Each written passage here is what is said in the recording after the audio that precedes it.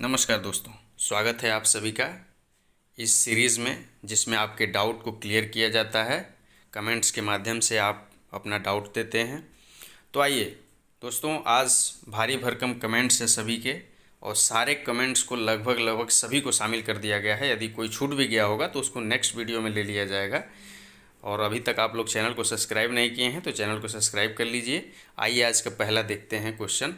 ये काऊ head boy इन्होंने लिखा हुआ है कि सर मैं आरआरबी चंडीगढ़ से एसएम हूँ और डीबी मेडिकल के लिए सेलेक्ट हूँ। ओके, और उत्तराखंड खंड से हूँ।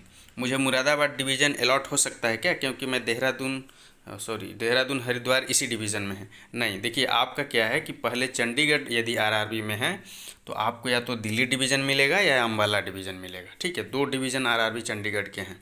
जो मुरादाबाद डिवीज़न का नियुक्ति है वो एनआर ये आरआरबी इलाहाबाद करता है, उसके लिए मुरादाबाद और लखनऊ डिवीज़न का। तो आपका नियुक्ति पहले या तो अम्बाला डिवीज़न में होगी या दिल्ली डिवीज़न में होगी, वहाँ से आप म्यूचुअल आ जाइएगा। ठीक है, नेक्स्ट देखते हैं। नेक्स्ट क्वेश्चन जे जी का है। कह रहे हैं कि सर आरआरबी जम्मू एसएम की ट्रेनिंग कब से स्टार्ट हो सकती है? क्या ट्रेनिंग के एक बैच स्किप करके दूसरे ले सकते हैं बाद में? बिल्कुल ले सकते हैं। और जो ट्रेनिंग स्टार्ट होने वाली है आरआरबी जम्मू का है, जो फिरोजपुर डिवीज़न का है, वो आपकी चंदौसी में स्टार्ट होने वाली है। 9 या 10 जनवरी को स्टार्ट होने वाली है। ठीक है, 2023 में। और नेक्स्ट बैच में भी ले सकते हैं। आपके जम्मू आरआरबी में 300 कुछ कैंडिडेट सेलेक्टेड हैं, तो एक साथ तो वैसे भी नहीं भेजा जाएगा। हो सकता है कि आपका दूसरे तीसरे में नंबर ही आए या मेरिट बहुत अच्छी हो तो आगे भी आ जाए, तो उसको स्किप कर सकते हैं, कोई दिक्कत नहीं। नेक्स्ट क्वेश्चन है मैक्स जी का। ये पूछ रहे हैं कि सर आरआरबी चंडीगढ़ से एक टाइम में कितने एसएम ट्रेनिंग पर जा सकते हैं? तो आरआरबी चंडीगढ़ में दो हैं, अम्बाला डिवीज़न और दिल्ली डिवीज़न। पहले तो जितने कैंडिडेट हैं आरआरबी चंडीगढ़ का वो दोनों में बट जाएंगे, दिल्ली डिवीज़न में और अम्बाला डिवीज़न में। और दोनों में से लगभग 80 कैंडिडेट को लिया जाता है। लगभग 80 के कैंडिडेट के लगभग ये वहाँ चंदौसी में ट्रेनिंग करेंगे। ठीक है, और कहीं ट्रेनिंग सेंटर खाली है, जैसे कोई आरआरबी से लगा हुआ कोई ट्रेनिंग सेंटर है जहाँ एसएम की नियुक्ति कम हुई है, वहाँ भी भेजा जा सकता है। लेकिन मान के चलिए एक बार में 80 के लगभग। नेक्स्ट क्वेश्चन है ये आरएएस पेंशनर पेटिटेशनर के तरफ से लिखे हुए हैं, अनिल जी हैं। ये लिख रहे हैं कि सर आरआरबी मुंबई का ट्रेनिंग कहाँ होती है? तो आरआरबी मुंबई का ट्रेनिंग जेडआरटीए भुसावल में होती है। ठीक है, नेक्स्ट क्वेश्चन संजय मुखर्जी जी की तरफ से है। ये लिख रहे हैं कि आरआरबी कोलकाता से एसएम ट्रेनिंग के लिए मैक्सिमम कितने को भेजा जा सकता है? तो देखिए आरआरबी कोलकाता में दो, आरआरबी कोलकाता किसकी नियुक्ति करती है? एक हेडक्वार्टर की नियुक्ति करता है और आरआरबी कोलकाता और सियालदह डिवीज़न का, हावड़ा और सियालदह डिवीज़न का करता है और खड़गपुर डिवीज़न का करता है। देखिए यदि आपको खड़गपुर डिवीज़न अलॉट हो गया तो खड़गपुर डिवीज़न का जो ट्रेनिंग है वो एससीआर सीनी में होता है, जेडआरटीआई सीनी जो टाटा के बगल में है। और बाकी जो डिवीज़नें हैं इनकी ट्रेनिंग जो है वो भूली में होती है। और मतलब डिवीज़न बाय डिवीज़न मान के चलिए वही 60-70 के अराउंड भेजते हैं। ठीक है, तो 60-70 लोग एक बार में भेजे जा सकते हैं। अब आपको कौन सा डिवीज़न मिलता है ये भी मायने रखेगा। नेक्स्ट क्वेश्चन मिश्रा जी का है। ये पूछ रहे हैं कि सर टेक्निकल डिज़ाइन देने पर जितने मंथ जॉब करी है लास्ट डिपार्टमेंट में वो काउंट होगी क्या? आगे रेलवे में सीनियरिटी की बात आएगी तब। देखिए सीनियरिटी की तो नहीं होती है। सीनियरिटी जिस पद के लिए आप जब से शुरू किए ना उस टाइम से ली जाती है कि आप कितने कब ये पद को ज्वाइन किए। जैसे गुड्स गार्ड ज्वाइन किया, एसएम ज्वाइन किए, कुछ भी ज्वाइन किए, पहले क्या थे वो आपकी सर्विस लेंथ को बता देगी। यदि टेक्निकल डिजाइनेशन लेते हैं तो टेक्निकल डिजाइनेशन लेते हैं, मान लीजिए गुड्स गार्ड में 2 साल नौकरी किए और 4 साल उधर किए हैं, तो टोटल आपकी रेलवे में सर्विस लेंथ 6 साल हो गई। ठीक है, अच्छा रेलवे का रूल क्या है? पास रूल है। जो जैसे वो 5 साल तक एक पास देता है। अब जैसे 4 साल वहाँ नौकरी किए हैं, 1 साल यहाँ कर लिए, तो आपका 5 साल हो गया। फुल सेट तीनों सेट पास मिलेंगे आपको, सारी फैसिलिटी मिलेंगे जैसे 5 साल वालों को मिलेंगे। बाकी सीनियरिटी के लिए तो जैसे आप जब आए तभी से आपका गुड्स गार्ड सीनियरिटी लिया जाएगा। ठीक है, और यदि मैच हो गया, एक ही जेडआरटीआई में मार्क्स भी आप एक ही पाए, एक ही दिन इंडिपेंडेंट लिए, तो आपकी सीनियरिटी फिर आप सीनियर हो जाएंगे क्योंकि आप पहले से रेलवे में नौकरी कर रहे हैं। बाकी सीनियरिटी यहीं से लिया जाता है जब आप गुड्स गार्ड में आए तब से। बाकी और फ़ायदे होते हैं उसके सर्विस लेंथ के। ठीक है,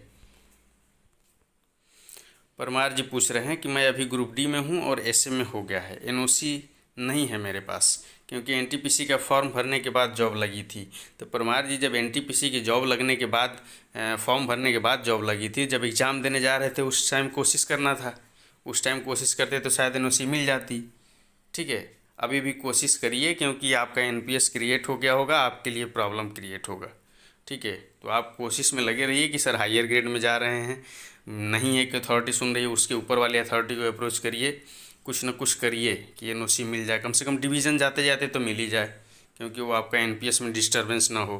ठीक है, नेक्स्ट क्वेश्चन एमएसजी का है। ये बोल रहे हैं कि सर आरआरबी इलाहाबाद में सीनियर सीसीटीसी की वैकेंसी 700 प्लस है, तो सबकी ट्रेनिंग एक साथ कैसे पॉसिबल है? यह सब एक साथ नहीं होगा, बिल्कुल नहीं होगा। 700 प्लस है, एक साथ नहीं होगा। ज़्यादा से ज़्यादा 100 लोगों को भेजा जा सकता है। चंदौसी में आपकी ट्रेनिंग होगी, मतलब मेन जेडआरटीआई जो आपकी है वो चंदौसी है।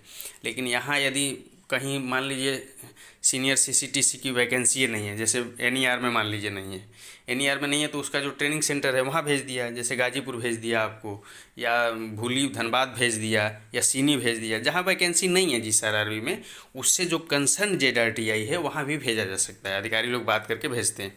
और नहीं, यदि हर जगह सीट फुल है तो अपने वाले में 100-100 करके कराएंगे। सेम क्वेश्चन इन्होंने पूछा हुआ है उत्तराखंड जीके सेंटर की, अगर 200 लोग ऐसे में सेलेक्ट हुए हैं और ट्रेनिंग सेंटर में 90 की कैपेसिटी है, तो बाकी जो लोग हैं वो 3 महीने बाद जाएंगे। बिल्कुल 3 महीने बाद भी जा सकते हैं, या तो उनको किसी दूसरे से ट्रेनिंग सेंटर में भी शिफ्ट किया जा सकता है। तो सिचुएशन पर डिपेंड करेगा ये। ठीक है, अंकित जी का क्वेश्चन है कि सर एवं की कितनी वैकेंसी आती है? तो जोन में मान के चलिए कि 3-4 आती है। और पहले जोन से एग्ज़ाम कराई जाती थी एवं की, अब सेंट्रलाइज कराया जाने लगा। तो मान के चलिए वही कि 17-18 जोन हैं, तो 5 के एवरेज मान के चलिए कुल 90-90 के लगभग एवं की वैकेंसी आनी चाहिए, चूँकि अब सेंट्रलाइज हो गया है। सारे जोन अपने वैकेंसी देंगे और सीबीटी होगा इसके लिए। ठीक है, तो पहले तो 3-4 आती थी जोन से। नेक्स्ट क्वेश्चन है railway journey with Nitin. Nitin ji का है, ये पूछ रहे हैं कि सर आरआरबी जम्मू से फॉर्म फिलअप किया है, क्या सिर्फ फिरोजपुर डिवीज़न मिलेगा या फिर एनआर का कोई भी डिवीज़न मिल सकता है? बिल्कुल नहीं, फिरोजपुर डिवीज़न ही मिलेगा। बाद में म्यूचुअल करा के आप आ सकते हैं। कोई फिरोजपुर जाना चाहता है और आप दिल्ली या अम्बाला डिवीज़न आना चाहते हैं तो आ सकते हैं, बाकी आपको अलॉटमेंट फिरोजपुर डिवीज़न ही होगा। ठीक है, नेक्स्ट क्वेश्चन राजा जी की तरफ से पूछा गया है। ये इन्होंने लिखा है कि सर बिलासपुर बोर्ड की एसएम की ट्रेनिंग कहाँ होती है और कितने कैंडिडेट की ट्रेनिंग एक साथ हो सकती है? तो देखिए, बिलासपुर डिवीज़न बिलासपुर आरआरबी का जो ट्रेनिंग है वो SCR वहाँ सीनी में होती है। जो जेडआरटीआई सीनी है टाटा के पास में, वहाँ ट्रेनिंग होती है। और सीनी में एकोमोडेशन अच्छा है, एकोमोडेशन अच्छा है वहाँ पर। तो मान के चलिए कि चूँकि लोड चारों तरफ से रहेगा तो 100 के लगभग हो सकता है कि भेज दें अपने अपने आरआरबी वो बिलासपुर से। ठीक है, नेक्स्ट क्वेश्चन इनके गुप्ता जी का है कि सर लेवल 6 से लेवल 7 के लिए कितने साल बाद प्रमोशन होता है? तो सिचुएशन पर डिपेंड करता है कि 5 साल से शुरू हो जाता है, 5 साल पर होता है, 6 साल पर होता है, 7 साल पर होता है, इतना तो लग जाता है। बाकी नई वाली जो आई है नियमावली, यदि वो लागू हो जाएगी तो उसमें तो 5 साल पर मिलना लिखा हुआ है। ठीक है, कि लेवल 6 के 7 के लिए 5 साल। बाकी अभी तक जो चल रहा है वो 5 साल से मिलना चालू हो जाता है। किसी को 5 साल पर मिलता है, किसी को 6 साल पर, किसी को 7 साल पर। अब जैसे ट्रेनिंग में बहुत ज़्यादा लोग सेलेक्ट हुए हैं तो उसमें जो आगे चले गए, ठीक है, 80 लोग पहले कर लिए, फिर 80 लोग बाद में किए, फिर 80 लोग बाद में किए, तो ऐसे डिपेंड कर जाता है। किसी को इस साल मिला, किसी को अगले साल मिला, तो 5 साल, 6 साल या 7 साल ऐसे लग जाता है। सबसे धाकड़ क्वेश्चन गुड्डू कुमार जी का है, लिख रहे हैं कि मैं लेवल 3 में जॉब कर रहा हूं, मैं एनटीपीसी लेवल 2 ज्वाइन करना चाहता हूं, कैसे होगा? कोई डिपार्टमेंटल लोअर के लिए एनओसी नहीं देता, मैं क्या करूं? फार्म भरते समय आर यू गवर्नमेंट एम्प्लॉय में नो टिक कर दिया था, क्योंकि मुझे पता नहीं था कि एनओसी देगा पता था कि एनओसी नहीं देगा मेरा डिपार्टमेंट। देखिए, जब नो टिक कर ही दिए हैं तो ज्वाइनिंग की प्रक्रिया सारी अपनाइए। हो सकता है कि आपका डिवीज़न थोड़ा आपके साथ कुछ बरत दे या लास्ट तक जाते जाते कोई उपाय सुलझ जाए, और बाकी आप कोशिश में लगे रहिए। ये अधिकारी नहीं मान रहे हैं, दूसरे अधिकारी के पास जाइए, लगे रहिए, कोशिश में लगे रहिए, कोई तो सुराग मिले, कहीं ना कहीं से काम हो जाए। कभी कभी मिल भी जाता है। देखिए, ऐसा नहीं है कि लोअर ग्रेड में जाने के लिए एनओसी नहीं मिलता है। कभी कभी ऑफिसर का मूड है, वो दे भी देता है। वो देख लेगा कि वहाँ के सिचुएशन अच्छे हैं, जॉब प्रोफाइल अच्छी है, ग्रोथ अच्छे हैं, अच्छा है, तो वो दे भी देता है। बाकी आपकी पकड़ भी होनी चाहिए। और जब नोट टिक कर ही दिए हैं तो ज्वाइनिंग की प्रक्रिया में आगे बढ़िए, आगे देखते हैं। अभिनव सर फैंस हैं, इन्होंने लिख रहे हैं कि सर आरआरबी इलाहाबाद एनसीआर और एनआर के बारे में बताइए। एनसीआर में वो प्रेफरेंस मांग लिया था फॉर्म भरते समय आपसे, ठीक है। एनसीआर और एनआर वो अपना फॉर्म जो भरे हैं वो उसको देख लीजिएगा। एनसीआर यदि टिक किए होंगे तो आपको इलाहाबाद डिवीज़न मिलेगा, आगरा डिवीज़न मिलेगा और झांसी डिवीज़न मिलेगा। एनसीआर टिक किए होंगे तो एनआर टिक किए होंगे तो आपको लखनऊ डिवीज़न मिलेगा और मुरादाबाद डिवीज़न मिलेगा, ठीक है। नेक्स्ट दूसरा क्वेश्चन इनका है कि यदि मैं एसएम ज्वाइन करता हूं तो 1 साल बाद मेरा बीएसएससी सीजीएल 3 निकलता है तो क्या रेलवे छोड़ेगा? बिल्कुल छोड़ेगा। 1 साल बाद यदि तुरंत निकल जाता है और आप बॉन्ड तो चूँकि भरे ही हैं, ठीक है, तो पहले या तो एनओसी ले लीजिएगा, अप्लाई कर लीजिएगा। जैसे ही एग्ज़ाम आए उसका तब तक आप ज्वाइन कर लें शायद, तो एनओसी के लिए अप्लाई कर दीजिएगा कि मुझे ये एग्ज़ाम देने जाना है, कृपया मुझे मतलब अनापत्ति एनओसी दिया जाए, नो ऑब्जेक्शन सर्टिफिकेट दिया जाए। यदि एनओसी मिल जाती है तो फिर वैसे ही चले जाएंगे, नहीं कुछ मिलता है तो फिर वही ट्रेनिंग का खर्चा आपको देना पड़ेगा। बॉन्ड से संबंधित एक वीडियो हमने दिया हुआ है, उसको देख लीजिएगा। नेक्स्ट लवकुश कुमार जी का कमेंट है, ये कह रहे हैं कि सर मेरे ऊपर ज़मीनी विवाद का एफआईआर है जिसमें मैं शामिल भी नहीं था, अभी नाम एफआईआर से हटा नहीं है, क्या समस्या हो सकती है? धारा 323, 324, 341, 379, 504। देखिए दीवानी मामलों को लेकर के बहुत ज़्यादा वो नहीं रहती है रेलवे या फिर पुलिस, ठीक है। आपकी पुलिस वेरिफिकेशन रिपोर्ट होती है जिसमें आपराधिक मामलों को देखा जाता है, आपकी छवि देखी जाती है, ठीक है। दीवानी मामलों से दिक्कत नहीं होना चाहिए। बाकी वो तो समझ ही रहे हैं पुलिस कैसे मानती है, तो उसको मना लीजिएगा, ठीक है। बाकी जो है कि दीवानी मामलों में दिक्कत नहीं होता है, आपराधिक कोई रहता तो उसमें दिक्कत है। नेक्स्ट क्वेश्चन है रेल के लॉजी डिजिटल की तरफ से, ये पूछ रहे हैं कि सर वेस्टर्न रेलवे में क्लर्क कम टाइपिस्ट का ट्रेनिंग कहाँ होता है? जोधपुर में होता है। और मैं आपको ये बता दिया हूँ कि ट्रेनिंग कराई भी जाती है, नहीं भी कराई जाती है, ज्वाइन करा के भी ट्रेनिंग कराया जा सकता है, ठीक है। नौकरी करा के भी ट्रेनिंग कराया जाता है, कभी कभी नहीं भी कराया जाता है। तो आपकी ट्रेनिंग जो है वो जोधपुर में होती है। श्रेयस जी का कमेंट है, ये बोल रहे हैं कि सर आरआरबी अहमदाबाद की ट्रेनिंग कहाँ होती है? तो आरआरबी अहमदाबाद की ट्रेनिंग जेडआरटीआई भुसावल में होती है। जो डिवीज़न इधर लगे होते हैं राजस्थान थोड़ा बॉर्डर पर हैं, उनका उदयपुर में भी करा लिया जाता है, ठीक है। तो मेन आपका भुसावल में होता है और उदयपुर में भी कराई जाती है, ठीक है। आरआरबी अहमदाबाद में 3-4 तो बड़ोदरा डिवीज़न, कई डिवीज़नें हैं, पहले तो आप उसमें डिस्ट्रीब्यूट होंगे, फिर कौन सा डिवीज़न अलॉट होता है वहाँ से आपको भेजा जाएगा, ठीक है। नेक्स्ट कमेंट जो है वो अमित मीना जी की तरफ से है, लिख रहे हैं कि sir final panel dB medical के कितने दिन बाद आ जाता है और फिर पैनल के बाद ज्वाइनिंग कितने दिन बाद? तो देखिए फाइनल पैनल की जो बात है डिवीजन अलॉटमेंट के बाद, उसमें आपको 1 महीना लग जाएगा और ज्वाइनिंग आने और वेरिफिकेशन कराने तक आपको 1-1.5 महीना तक और लग जाता है। तो 2 से 2.5 महीना मान के चलिए, फिर आपको ट्रेनिंग पर भेज दिया जाएगा, ठीक है। ज्वाइनिंग के लिए बुलाई जाती है, आपका दस्तावेज सत्यापन किया जाता है, उसके बाद अब फिर आप जाने के लिए ट्रेनिंग स्कूल पर बिल्कुल रेडी रहते हैं, ठीक है। एक चीज़ और है कि सबका कमेंट शामिल किया गया है, वीडियो को आप लोग अंत तक देखिए, सभी का कमेंट मिलेगा इसमें। अमित मीना जी का एक और क्वेश्चन है कि सर अंडरटेकिंग देना है कि नहीं? देना पड़ता है, अंडरटेकिंग देना पड़ता है।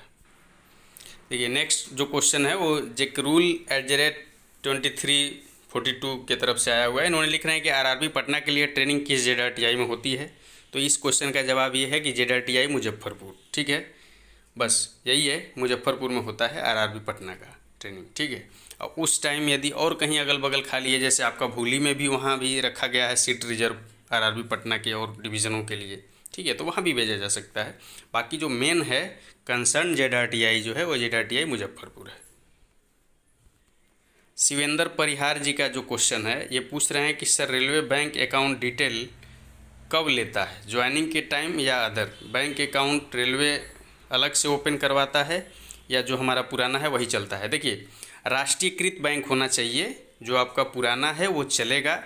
एक वो होता है नेफ्ट NEFT फॉर्म करके होता है जिसमें सारी अकाउंट डिटेल्स होती है, वो आपको भर के देना होता है। 2 कैंसिल चेक देना होता है, चेक जरूर ध्यान दीजिएगा, चेक आप सभी लोग बनवा लीजिएगा। चेक कैंसिल चेक 2 लगता है आपके अकाउंट को वेरिफिकेशन के लिए। पासबुक की फ़ोटो कापी लगती है, 2 कैंसिल चेक लगते हैं और ये आपका एक NEFT फॉर्म लगता है। जो ज्वाइनिंग वाली जो जितने भी कागजात हैं उसका जो वीडियो जब आएगा 15 तारीख को, तो उसमें सारी चीज़ें रहेंगी, ठीक है। तो रेलवे यदि आपका पुराना अकाउंट है राष्ट्रीयकृत बैंक में है तो चलेगा, नहीं है तो खुलवा लीजिए, ठीक है। जो अकाउंट नंबर कब लेता है तो ज्वाइनिंग के टाइम लेता है, जब आपको ट्रेनिंग पर भेजने से जस्ट पहले, क्योंकि उसी में ट्रेनिंग का स्टाइपेंड भी आता है। राजेश झा जी का क्वेश्चन है कि सर मेरा CBT2 एग्ज़ाम में एडमिट कार्ड में हैंड राइटिंग डिक्लेरेशन छूट गया है, कोई प्रॉब्लम भी होगी? देखिए, प्रॉब्लम क्या होगी, थोड़ा सा काम आपका बढ़ गया है। CBT2 में आपका हैंड राइटिंग छूट गया, मतलब वहाँ लोग शक के निगाह से देखेंगे, आपका और वेरिफिकेशन करेंगे और आपसे लिखवाएंगे, कोई दिक्कत नहीं होगा। हो सकता है वो कहें कि एफिडेविट दे दीजिएगा बनवा करके। थोड़ा एक दिन ज़्यादा रुकने के हिसाब से आइएगा, ठीक है। चंद्रेश चंदेल जी का क्वेश्चन है कि सर क्या हमारे पुराने डिपार्टमेंट से भी कुछ वेरिफिकेशन होता है? कोई वेरिफिकेशन नहीं होता है। आपके पुराने डिपार्टमेंट में रेल को इतना टाइम फुर्सत नहीं है, वो जाती है, ठीक है, ठीक है, नहीं जाती रेल, कहीं नहीं जाती। वो आपकी जो वहाँ से बनवा के ले आ देंगे, उसको सही मान के आगे बढ़ जाती है। ओके, देखिए सैमिरन 911, सर काइंडली एक बार जीजी के बारे में फुल इन्फॉर्मेशन दीजिए और गुवाहाटी जोन में जीजी के लिए क्या डेवी मेडिकल ट्रेनिंग डिटेल्स ज्वाइनिंग कब तक होगी? तो इसके लिए एक वीडियो है जो आपको डिस्क्रिप्शन में मिल जाएगा, ठीक है।